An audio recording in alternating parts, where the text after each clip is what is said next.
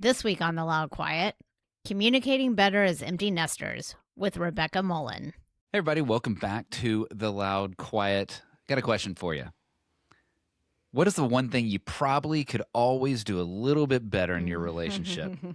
I bet you feel like you could always get a little bit better with communication. That's why we are so excited about today's guest. Yes, we are so happy to have Rebecca Mullen. She's an artist, writer, and coach. Her latest book is 6 Steps to Better Marriage Communication, and her podcast is Habits for Your Happily Ever After. We're seeing a theme here, and I love it. So her work focuses on the small, repeatable habits that transform how couples communicate. She is full of knowledge. We have had the honor of being on her podcast and loved our conversation. So we are so happy to have Rebecca on today. Rebecca, welcome to The Loud Quiet. I am so excited to be here. Thank you for inviting me. It's always fun when you get the chance to talk to someone that we were on your podcast, and it's a fantastic podcast. Everybody, it's in the show notes. Scroll down, you'll be able to get access to it there. But you get to know a little bit more about the person when you are on theirs. And the insights that you have around relationships and communication, and specifically around marriage, this idea that there are 3 roles in a marriage. Talk to me about those roles. How do they get out of balance? And really, I think what we're all hoping is, how can we improve at all 3 of those roles? Right. Oh, I love this. I've been coaching people for 2 decades, and I began to notice a theme when I coached people. And so I just invented the idea that I saw these 3 patterns, 3 modes of communication: partner, lover, and friend. Partners want to achieve together. They make great teammates. Friends want to belong to each other and feel understood and understand their sweetheart. And lovers fill life with novelty and excitement and vitality. And ultimately, that often leads to a sexual encounter. But the lover is really bringing energy into the relationship. I love those 3 categories. Like, you hear so many ways to consider what a marriage and your activities inside of a marriage would be, but those 3 categories really resonate with me. Those are all very appealing things to do, but I think all of us would want to try to do those better. How can folks really get after understanding those roles and then focusing on improving in those roles? Yeah, it's so true that, and improvement, I think, is in dealing with the balance overall. Now we can talk about improvements inside each one if you want to go that way. But at first, I want to just talk about how to improve the overall balance, because oftentimes in a long marriage where you've been dealing with kids and buying a house and managing careers and all the invisible labor that goes with all of those things, the partner role begins to step up. And partners, have a checklist. These are the things we need to accomplish today. But what happens is the partner can kind of hog all the energy, and that lover role that brings in vitality and excitement gets neglected because we're so busy doing partnership tasks that we aren't thinking about, how do we play together? What do we want to do together this month that would be exciting, or that would just be fun, that would invigorate us? Most couples I see, there is an imbalance between the partner role and the lover role. And so a quick improvement would be to kind of take a self-assessment of your relationship and say, how are we good at partnership tasks? How are we good at the lover vitality elements of our relationship? Does that resonate at all? Oh my gosh, it does, because it reminds me that the phrase that you use a lot, like roommate. The roommate. Falling into that. Yes. Yep, falling into that roommate phase. And I know in your podcast, you have a whole series on how to date your friend. Like I think you did a whole series on that. And I saw those and I love that. And okay, I want to ask you, so how did you get into coaching? What drew, because I know you were a theater major. Right. So what drew you into this world? What interested you to go down this path? I have been interested in relationship communication since I was 5 years old and my parents divorced, and I had that original wound of a broken family. And my father kind of told me, when he wasn't being able to communicate with my mother, and I'm just a little 5-year-old girl, and I said, it would help if you would talk to my mom. He said, when you get older, you'll understand why I can't do that. And so from 5 years on, I was just sort of studying what makes it hard to communicate, what makes it easy to communicate. And then I began just growing out of that. I was always talking to people about their relationships, studying relationships. And then I ran into the work of Martha Beck, she is a very famous coach, and she wrote a column in Oprah's magazine for a long time. And I trained with her. And then I ended up coaching people. And I love that. You had that insight at such a young age. That's Well, great. To be kind of ridiculously young. Yeah. to be stung at 5, but then to be able to take that into something. I want to ask those roles again. Yeah. Because I'm thinking about our empty nesters. Yep. And that tension of partner and lover, Yes.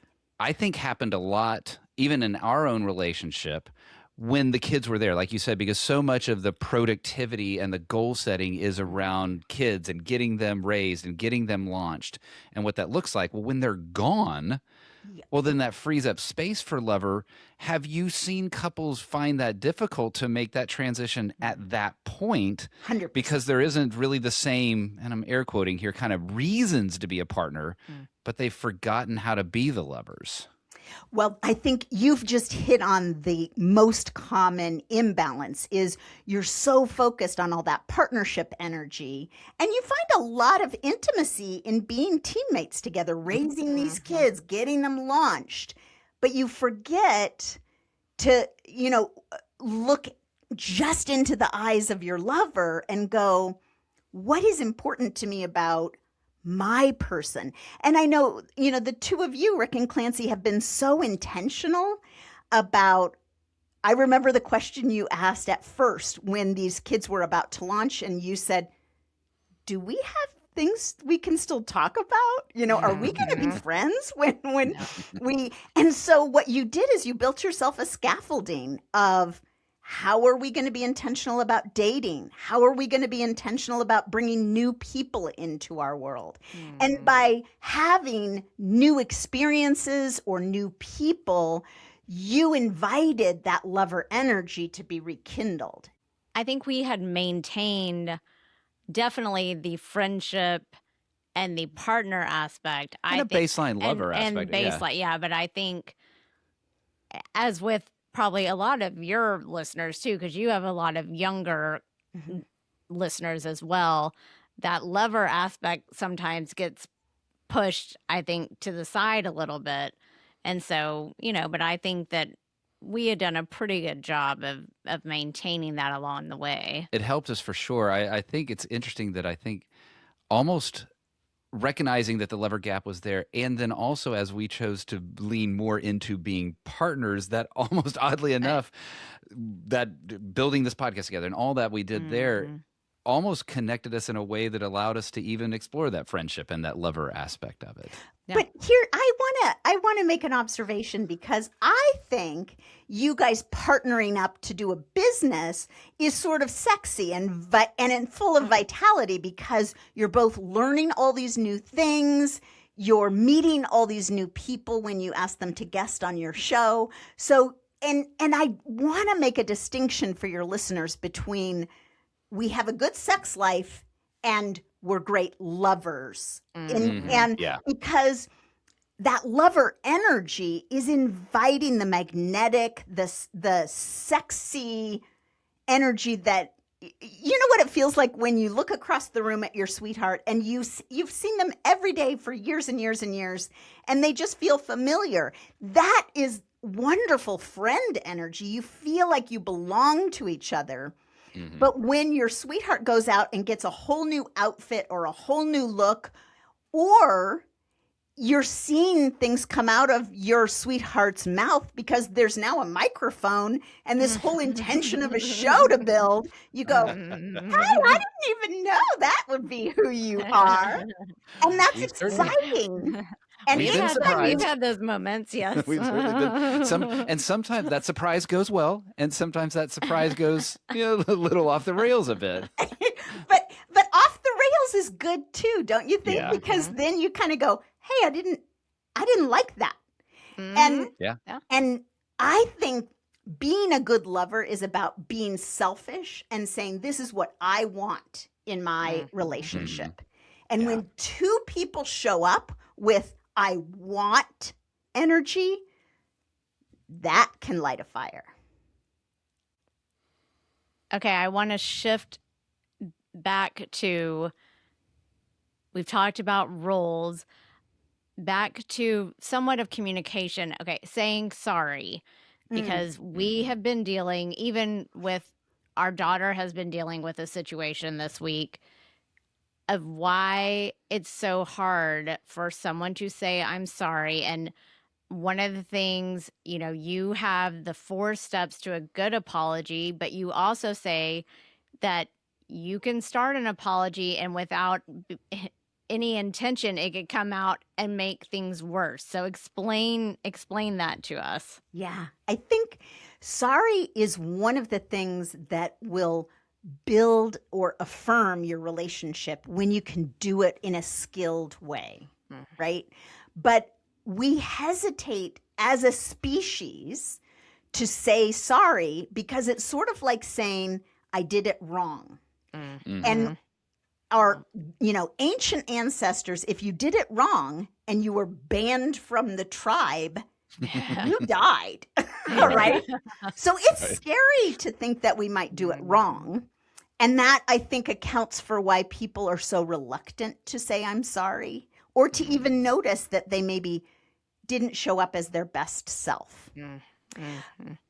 But if you can recognize that any relationship that has the intensity of you're going to share a front door, so everybody that comes in your house is somebody that both of you are going to interact with at some level, and you share a toilet, which is like all the private, most private and yucky stuff that you want to flush away. If you're going to share all of that, there is no way you're going to avoid needing to apologize occasionally. And so just kind of going in with the assumption that apologies are going to be normal. So let's get good at this. So step 1 is to say, I'm sorry, and to mean it in your body.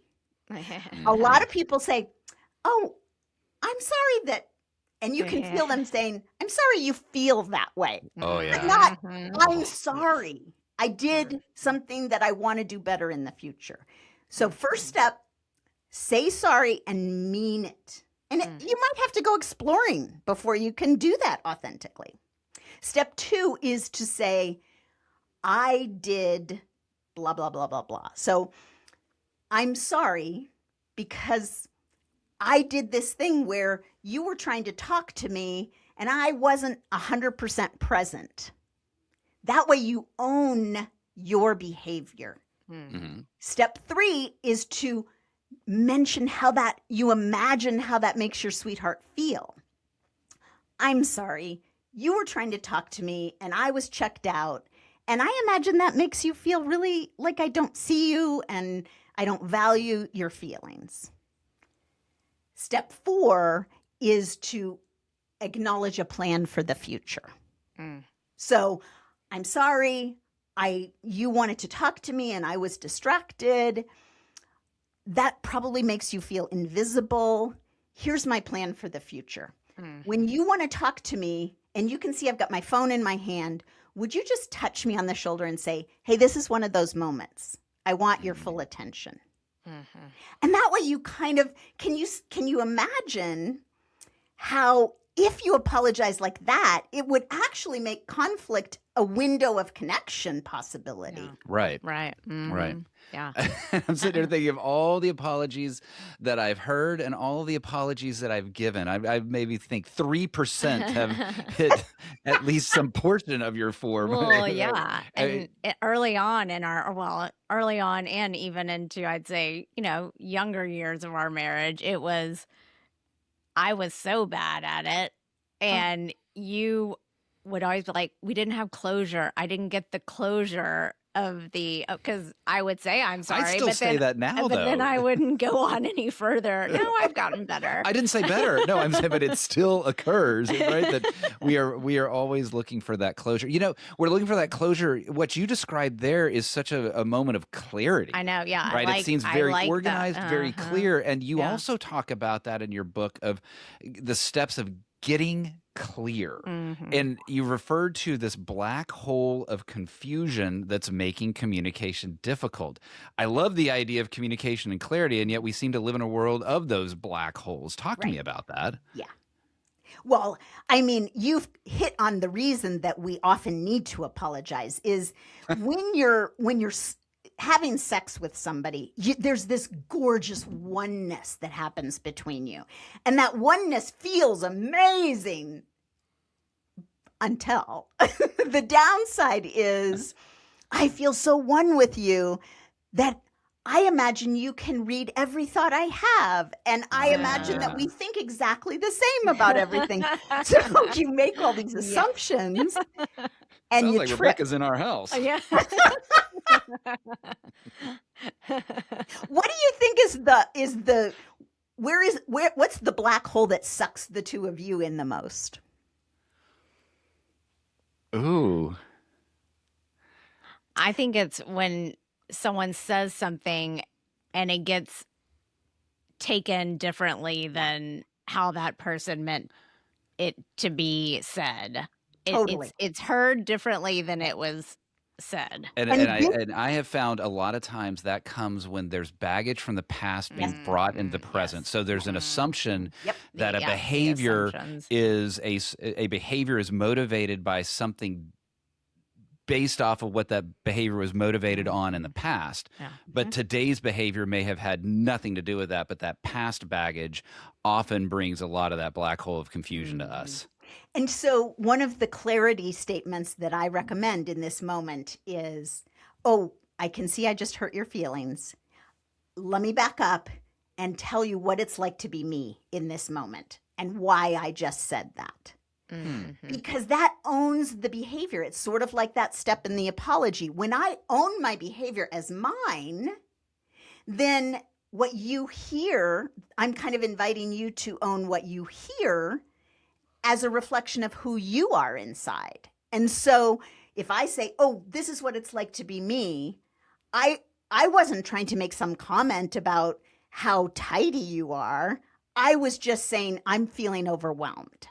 Yeah. And then the other person is free to go, the reason I looks like I had hurt feelings is in the past, whenever you've mentioned the untidy moment, it's really a sideways, dirty asking way of telling me I'm a lousy roommate, to use that language, Boy, that is so true because so many of the conflicts that you and we may have had is rooted in exactly that one of us will say a sentence and on the surface, the sentence just means what the sentence means, but the feelings or the way that sentence was received has such a completely different perception. And having to, like what you said, I didn't mean that. Let me tell you actually what I was saying, or vice versa, as opposed to how it appears to have made you feel. Oh man, it's messy. It's messy. It's messy. It is this black hole that sucks you in without your permission. And so I try to have these little phrases that are like the vortex out of the black hole. And I love that one of, this is what it's like to be me in this moment. I think I hurt your feelings. So that's okay. You said, that's with your partner, someone you're intimate with. I love the podcast and it's because we've actually done this. Your dysfunctional family bingo and other holiday games. And Uh-huh.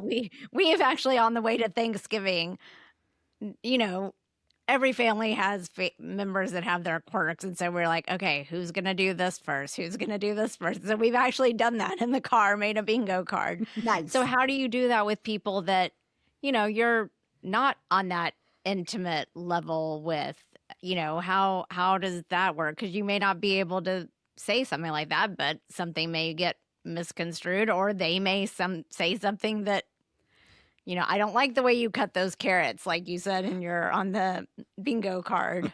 Right? Yeah. I think here's the thing, especially with those family gatherings that happen once, twice, or 3 times a year. As much as possible, if we can just stay in our own business and say, people are going to say things today that are going to hurt my feelings. What do I want from this holiday meal, this Thanksgiving meal, or this 4th of July celebration? Mm-hmm. I want a happy time. So if somebody criticizes the way I put the snack tray together, I'm going to go, I'm just a lousy snack tray maker. Or, my snack tray is clearly not up to your standards, but you're welcome to make your own next year. Or, but just being able to be like bumper cars bumping off of each other and instead of letting those stabs, because man, our family knows exactly which buttons to push, right? Mm-hmm. Yeah, they and do. It's almost like cutting the wire that makes the circuit happen. Somebody mentions the snack tray and then you go, in childhood, you never, and if you can just imagine snipping that cord so it doesn't make the circuit around. Have you been with me and my brothers? I think you have. There are definitely some circuit breakers that I have witnessed as a third party in some of those conversations. Right? So do you find yourself, because, you have this role, do you find yourself when you have those family gatherings, are you seeing yourself as being the role of the coach? Do you have to step in sometimes, or do you just sit back and let people work it out? How does that work when you have all of this training and knowledge? How does that work? Oh, you are so funny, Clancy, to think that anyone in my family would want coaching from me. Right? I mean, the last thing that a family reunion needs is someone running around moderating relationships, Are you doing it in your head? Well, I think in my head, I'm going, how can I create an environment for people to get along?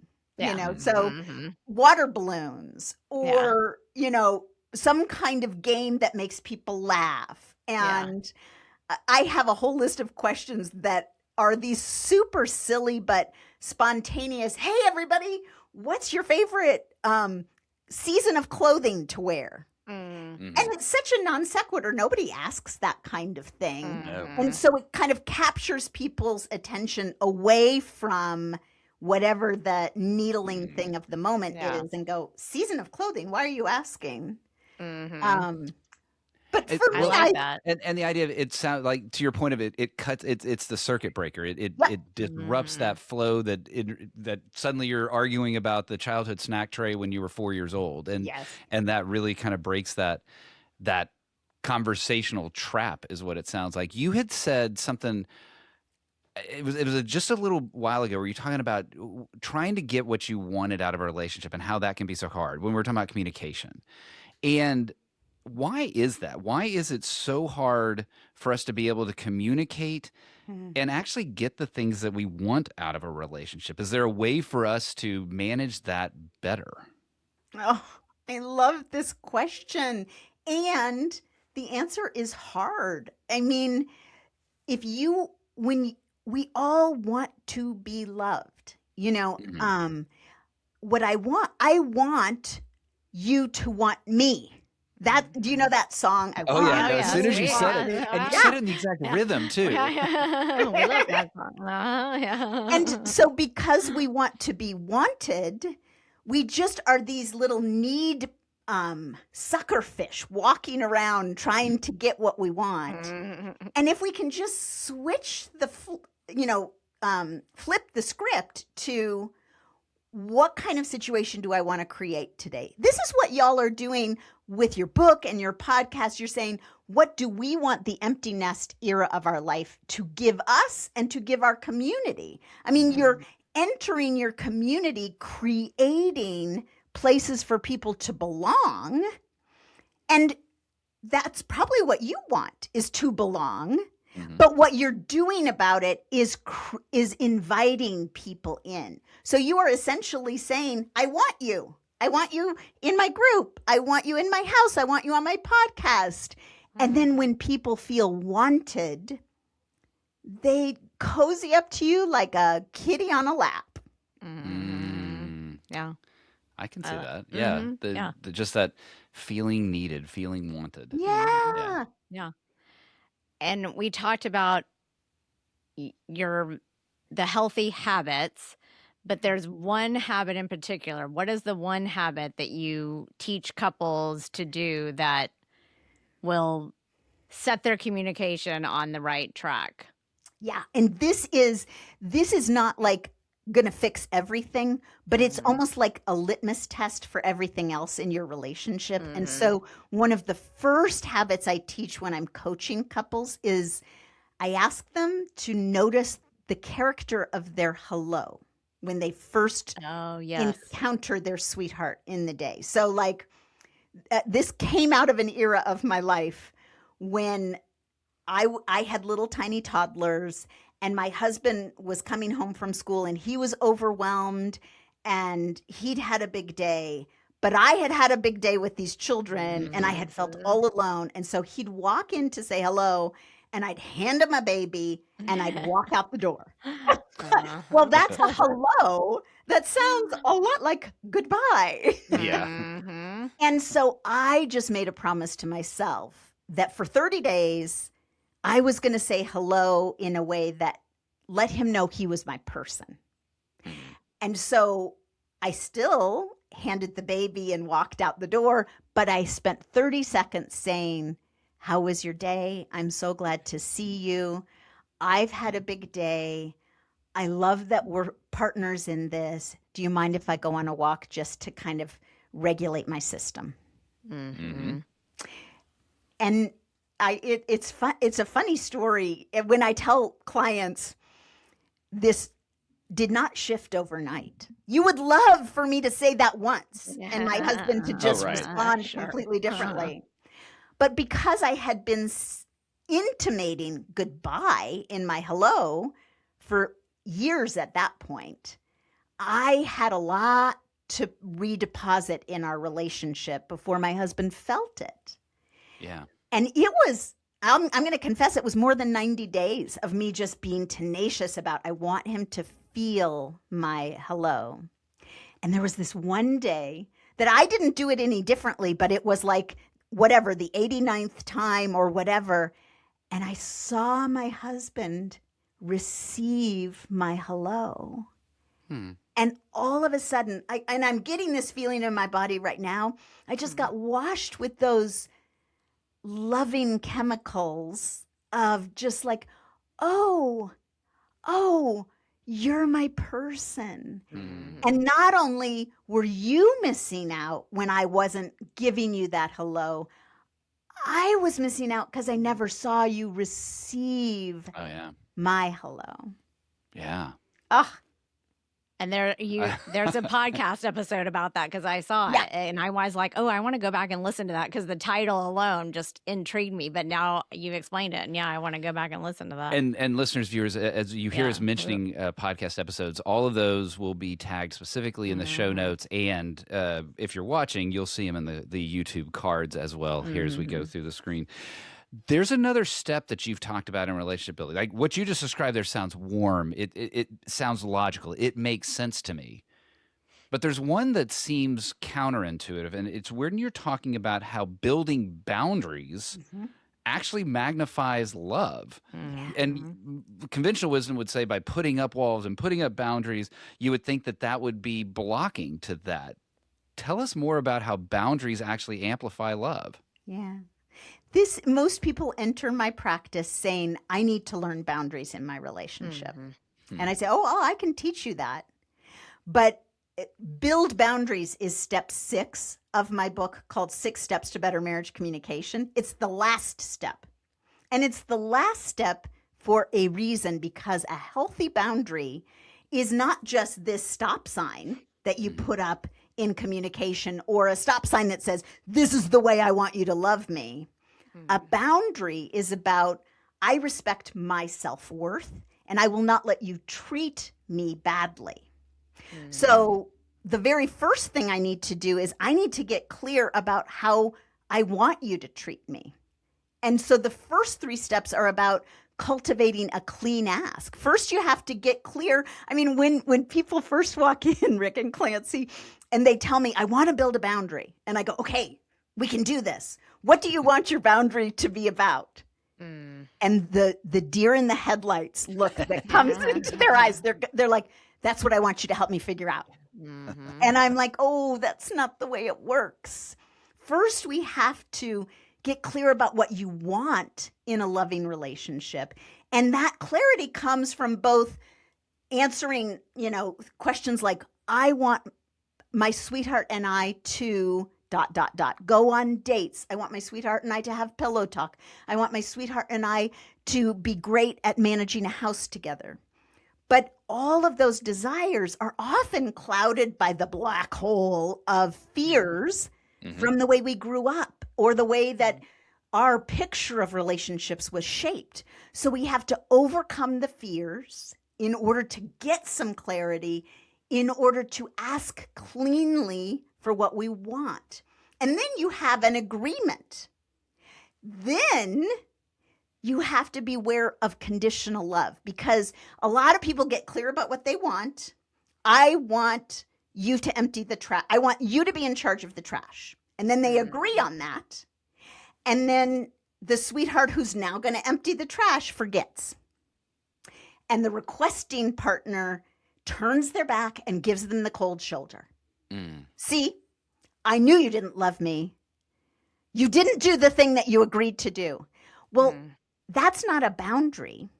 That's conditional love. I will love you if you agree, if you do the thing we agreed to.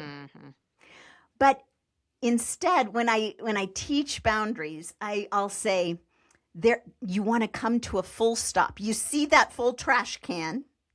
Your sweetheart agreed to empty it. You see the full trash can, you come to a full stop, and you say, I guess my sweetheart's planning on emptying this later. Or they must have some other agenda about the trash. Maybe they think a full trash can is more full than I think. I'll have people laugh in my office and say, no, I can squeeze a banana peel in over here, But giving your sweetheart the agency and the respect that they will follow through. That's what you want to do with the boundary. And if your sweetheart forgets to keep the agreement over and over, then you just say, hey, sweetheart, and you touch your sweetheart so you know you've got their full attention. I want to talk to you about this agreement we had. You promised that you would do the trash. The trash can has been full. It's overflowing. And then you just let your sweetheart take it from there. What so often happens is that people give mixed signals. They go and they empty the trash and with a huffy, now I'm emptying the trash. Well, that's betraying the boundary. Right? That's sending mixed signals. I can see. And even just the way you're saying that, I can imagine there's still, even in my own head, I'm like, well, wait, that's not quite a boundary, but yet it is. And I understand how it's a different type of boundary. And I love, though, that you use that as the example, because people can grasp that example. Sometimes when you hear the word boundary, you're thinking of things that are so much bigger and darker. I love that example Yeah. because it's relatable to so many people, and and as you walked it through all of the steps, it really is something that we can all grasp and understand. And I also, as you were doing it, I was relating it to, our daughter went through with one of her friends this way. I mean, it goes through so many Yeah. different relationships. It doesn't necessarily have to be with your partner. It's just, it And can be for Clancy, all. It can be 6 steps to better communication in friendships. It can right. be in Yeah. everything. So yeah, I love that. Well, and Yeah. what you've hit on is that magical moment of we not taking out the trash isn't just about the trash. It's about, Right. I feel like you're not respecting me. I feel Mm. like, Oh, yeah. Yeah. and that's when you have that full stop conversation and you say, Mhm. sweetheart, you agreed to this. Yeah. When you don't do it, I feel like you're dissing our relationship. And Right. then you just stop again. We're so tempted to go on. And that makes me feel like you don't love me. And that makes me feel invisible. And a boundary is just like call attention and hand over the agency. I believe you will do this. I believe you will figure it out. Well, Yeah. that's fantastic. That respect word is so big. It is, and how trash can be misinterpreted as disrespect is so, and whether it's the trash or any other category. Rebecca, I have 2 questions for you. The first is, if folks wanted to get to know a little bit more about you, learn more about this book, like I've already learned stuff here in just this conversation here that I'm like, ooh, And we're going to take that well, forward. and she offers so many things on her What's the best website, way yeah. for them to get in touch with you and learn more? Well, since they're listening to a podcast, I would invite them to come listen to Habits for Your Happily Ever After with Rebecca Mullen. Mhm. My website is RebeccaMullenCoaching.com. And I'm on the socials at Rebecca Mullen Coaching. Okay, so I mentioned I had 2 questions, but I actually have a bonus question. That is, where can folks find your books? Yeah, my book, you can search on Amazon, 6 Steps to Better Marriage Communication by Rebecca Mullen, or you can come to my website and find it there and order Awesome. there. Mm. And thank here's you that for last question. I mentioning promise this is the last one, but what season of clothes do you prefer wearing? I love it. So this is why this is funny for me is I love winter clothing because I get to wear 2 pair of tights. And and that's so idiosyncratic, but it created this incredible pressure relief valve for my sister when she was going through a hard time. Ah. And the whole weekend we were together, she just kept shouting at me, I can't believe you wear 2 pair of tights. Yes, because you seem like such a free spirit. I would not believe that you would want to wear 2 pairs of tights. Gotta hold all that energy in, Clancy. Oh, well, Rebecca, this has been great. Thank you so much for being a guest on The Loud Quiet. You are fabulous hosts, and I loved being here. Thanks for having me.